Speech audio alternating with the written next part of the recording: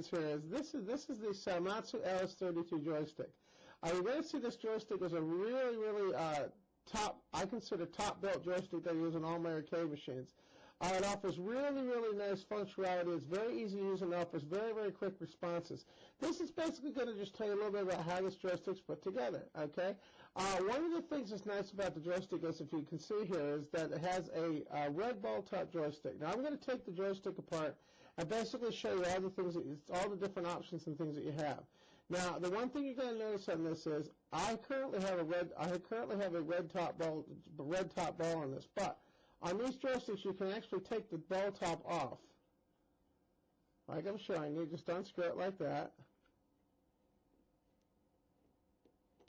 and the ball top comes up. And as you can see on top here, there's a threaded shaft that basically there's a threaded shaft on top here, and that basically is how you get the joystick, how the ball on it. It just basically screws on there like that. And what you're going to find nice about this is when you order this Seimitsu joystick, you're going to have a choice of ball colors. Now, I chose red.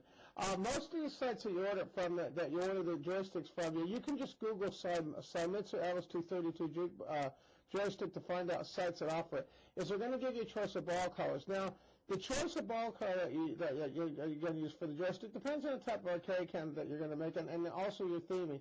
Now, I like to use a conventional red top ball tops on my arcade machines because I think that they fit really well in with the theme of my machine, and I think that the red and the black really go well together. That's one of the reasons I prefer to use these. Now, you're going to notice on this joystick that once the ball top's taken off, okay, then you're going to notice on here on the top of the joystick there's a little plate on here. There's a little slide plate. That also comes off, okay? And as you're going to see on this plate here, if you look at how this is shaped, there's a part that goes up. There's a ridge that goes up. You want the high part of the ridge facing up towards the joystick, towards the top of the ball on the joystick. This part goes up towards the top of the joystick. I'll show you later on when I put it back together. Now, the one thing you're going to notice that's really nice about this joystick is the bearings and everything that they have in here. There's a bearing in here. Now, one thing I really like about this joystick is it has a very short throw. You can get joysticks of different types and things that have different throws and also different resistances and things, depending on the type of joystick that you want. But what I like about this LS32 is I find that it gives me a fairly good range of movement that's not too extreme, but just the right amount, so I can play games like Pac-Man and Miss Pac-Man and things on it without necessarily having to have any problems controlling those. Games that require quick movements like fighting games and things, this is my joystick of choice for those as well. I've had these on some of my arcade machines now over 10 years, and they're still going strong. Now, what you're going to notice on the top of this is that when you order the LS32, it's going to have a plate on top. It's going to have a metal plate. Now, my plate has been modified here. If you notice, these notches are cut out. This is modified basically to fit my arcade machines. When you buy this joystick, you're going to have a plate like this, but it's not going to have all these holes in it. It's going to have four holes in top for you to mount to your arcade control panel. But basically, I've modified this somewhat with mine in order to be able to fit it on my arcade machine. So when you get this, the top plate on the ends is going to look different than this that you're seeing here. It's going to be a little bit different because it won't have all the notches made in it. Now, one thing that's really nice about one thing I really appreciate about this joystick is the fact that it's made of metal. As you can see, it's pretty durable metal. You're going to see also something else I like too is if I have to service this, the one thing I really like about it is when they made this joystick, they made it so you can use a standard screwdriver like this right here, and basically I can get in here and I can unscrew these. If I unscrew these screws here, basically this will give me access to all the components on the underside of this as well, on the inside of here. The one thing you want to keep in mind, when you are putting an arcade cabinet together, is if you're doing if you have this in your workshop and you have a lot of sawdust and things, you want to make sure that you keep this portion right here covered. Put rubber, you can either put a piece of tape or put the top on or put something here to keep this covered, because what can happen is you can get, depending if it's in your workshop or not, if you're, depending on what you're doing, you can get metal shavings and things inside here. And you want to make sure on this joystick that no metal shavings get inside here, or wood for that matter. So my advice is when you have this in your shop, basically if you're working on the control panel in your shop where there's dust environment, make sure you put tape around this, like masking tape, just something to keep dirt and things out of the inside, is to keep everything working properly. Now you're going to notice also in here too that the shaft that they use on here, the shaft is pretty durable. I have not bent one of these yet, and believe me, I've been pretty hard on these joysticks, and so has my friend, and we haven't been able to bend one of these things yet, as far as we've been playing. Okay? Now I'm going to basically show you what it looks like on the underside. On the underside of the LS32 joystick, now you're going to notice something else. On the joystick, I have the arrows actually marked here. Right here where it says up, left, right, and down, and also front. You're not going to have any markings on your joystick when you buy it. This is one that I used in one of my cabinets, so I had pre-marked these with Sharpies to be able to tell what orientation this goes in my cabinet. When you get yours, it's not going to have these markings on it. It's just going to be basically a blank plate, just like I have here, without these markings. Now, the one thing you're going to find that's very cool about this, one thing I really appreciate about the LS32 joystick here is, it gives you the ability on here, basically to have this in 3 different modes depending on your game. Now, if you notice on this plate right here, you'll notice that when I move the joystick here, you're going to see this piece right here moving between here. Now, if you notice when I move this, you see how I have full movement? This is 8-way mode. You can go 1, 2, 3, 4, 5, 6, 7, 8. 8-way movement meaning you can go in any direction in this, and if you turn it, you can hear that it'll engage. When you're able to do that, let me show you one more time. You go 1, 2, 3, 4, 5, 6, 7, 8. This is called 8-way mode. Now, one thing nice about the Seimitsu LS232 is this plate right here through these little screws right here.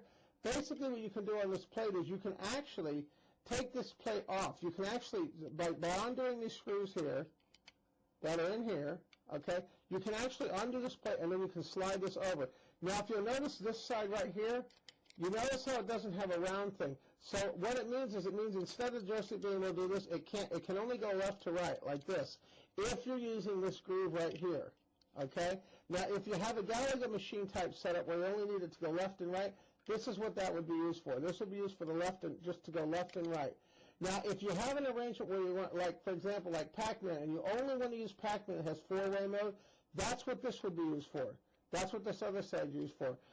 Basically, what this would allow is this other side right here that I'm showing you would only let the joystick basically go up and down or left and right. It couldn't go diagonally because this configuration right here that's in here won't allow the joystick to do that. So that's something to consider when you have this, is that you have the ability to do 3 different modes. You can do 2-way mode, 8-way mode as I have here, or you can do 4-way mode. And that's one of the things that's nice about the LS32 as well.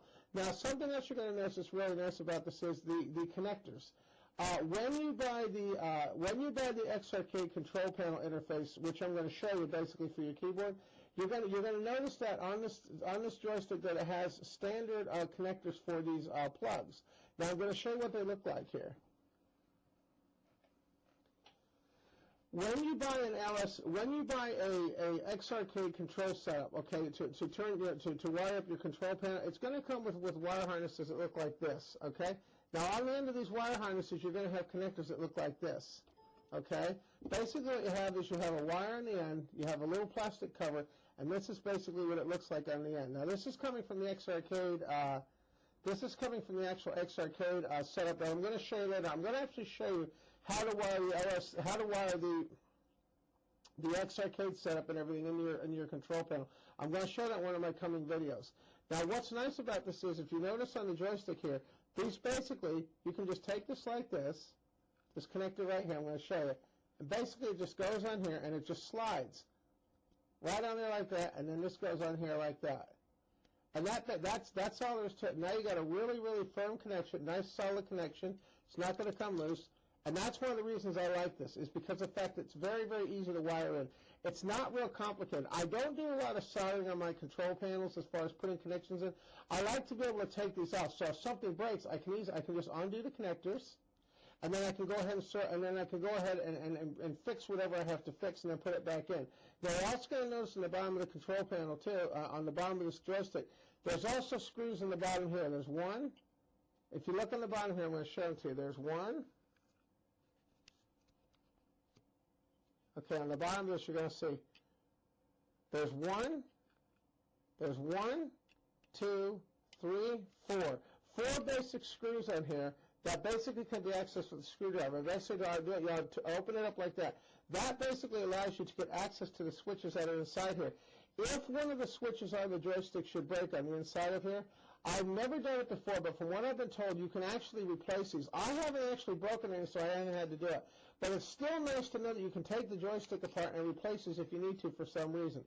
That's one of the things that I really like about the LS32 is the fact that it gives you a lot of options as far as being able to work on things and fix things as well. Now, I'm going to show you how it goes back together. When you put the joystick back together, okay, once you have this in your control panel, you're basically going to install it in your control panel with the trackball, with the joystick ball off. This basically, if this is a hole in your control panel here, okay, this basically goes up through the control panel. Once you have it through the control panel, then you put this right here on here like this, okay, and remember when you put this on here, you want to have the crown side facing up towards the ball, okay, just like I have there, that little curved side facing up towards the ball. Then you put the ball on top of the joystick like this, and then basically you're ready to go. And I just wanted to give you a preview just to show you what the LS32 joystick looked like. One of the reasons why I prefer to use it on all my arcade cabinets